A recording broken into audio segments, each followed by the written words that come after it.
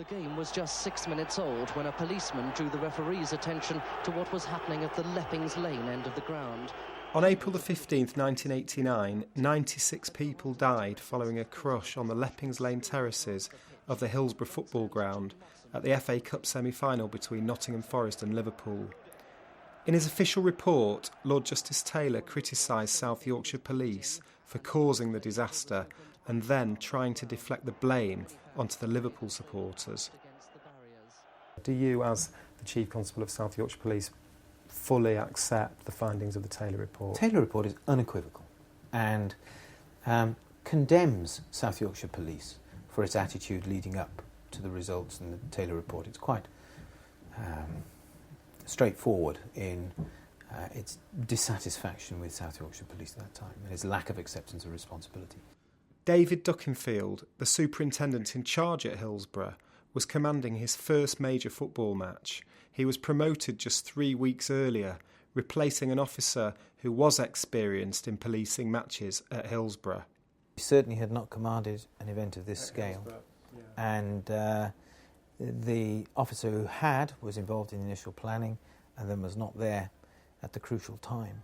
I focus on whether that was the right decision. We know now it was not.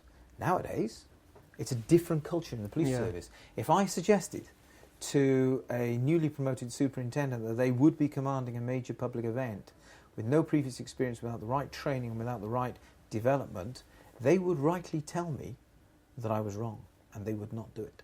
You know, as I went through my public order and football ground commanders training, the first input in every course was about the Hillsborough disaster. And with the footage and a complete recognition of where we went wrong and how our responsibility would be to make sure that we did our part in the future in avoiding this kind of thing happening again. 20 years later, the families of those who died maintain that there are still unanswered questions.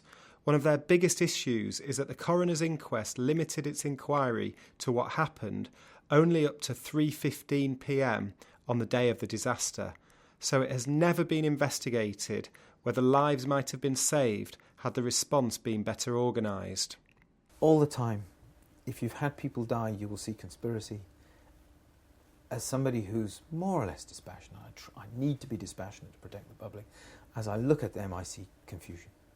Is that how the police talk about it now, that there was confusion, there was chaos, if you like, in the response on the day? They're all identified in the Taylor report as a lack of command and a lack of leadership. Do you understand their frustration, the family's frustration with that, though, with that 3:15 cut-off, that they haven't had that? I understand it, but that's not for the police service to comment. It emerged later that after Hillsborough, South Yorkshire Police had changed junior officers' statements. The families condemned that as black propaganda, but Lord Justice Stuart Smith, in his 1998 judicial scrutiny, decided there had not been a cover-up. The point has been made, and the point has also been addressed quite specifically by Lord Justice Stuart Smith's inquiry, and I have to stand by his inquiry. He had every statement given to him. He had the chance to see amended statements against the originals and was able to judge it, and he made his comments quite straightforwardly that he did not see those signs of conspiracy. Med Hughes insists still that the police did not amend the statements to whitewash their own responsibility for Hillsborough.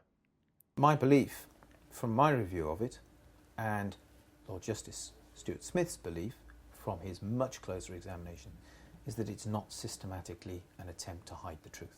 The families believe there remain many documents which the police have still not made public, which would show how far the process of amending statements went and who was responsible.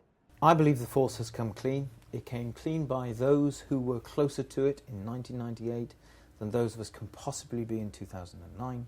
What I can say is I will go and ask my people if we have material that we have not released that we can release. And if we can, we will. And if you do find things which cause you concern, even at this stage, do you think that you might then issue, you would be open to the idea of issuing an apology if you think there are things that the police should apologise for? If I found things were wrong, then certainly. Since recording this interview, Med Hughes has written to The Guardian confirming that he has triggered a review to identify any other documents held by South Yorkshire Police which can be made public.